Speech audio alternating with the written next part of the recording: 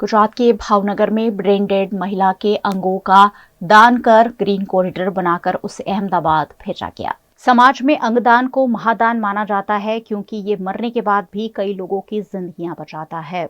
इसी के तहत भावनगर के आरोग्य हॉस्पिटल में ऑर्गन डोनेशन कर एक नई मिसाल कायम की गई है। भावनगर के रंजन मकवाणा को ब्लड प्रेशर के चलते दिमाग में दिक्कत हो गई थी। उन्हें आरोग्य हॉस्पिटल में इलाज के लिए लाया गया था, जहां उन्हें ब्रेन डेड घोषित किया गया था। इस दौरान आरोग्य हॉस्पिटल के डॉक्टर राजेंद्र काबरिया के समझाने पर परिजन ऑर्गन डोनेशन के लिए तैयार हो गए। मृतक महिला का लीवर और दोनों किडनी भावनगर पुलिस के सहयोग से ग्रीन कॉरिडोर बनाकर अहमदाबाद भेजे गए हैं, जो कई लोगों की जिंदगी बचाएंगे।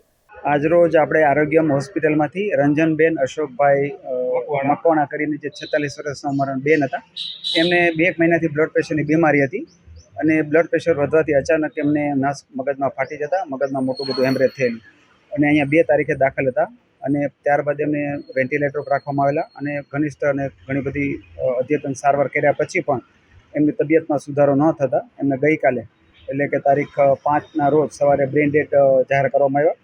ત્યાર પછી એમના પતિ શ્રી અશોકભાઈની મંજૂરી અને એમને સમજાવટથી એમને રાજી ખુશીથી અંગોની જે દાન કરવાની પ્રક્રિયામાં એને સમજાવટ આપેલી અને અંગોના દાન વિશેનું મહત્ત્વ સમજાવવામાં આવ્યું।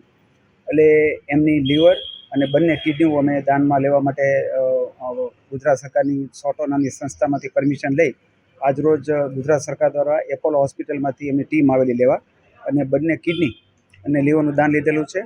અને આજરોજ આપણે ભાવનગર પોલીસ એસપી સાહેબની માર્ગદર્શન નીચે આપણને ભાવનગરથી છેક અમદાવાદ સુધી એ લોકોએ ગ્રીન કોરિડોર બનાવી દીધેલ છે, જેથી કરીને ઓર્ગન સમયસર અને તાત્કાલિક ધોરણે વ્યવસ્થિત રીતે ત્યાં એપોલો હોસ્પિટલમાં જે જરૂરિયાતમંદ દર્દીને પહોંચી શકે।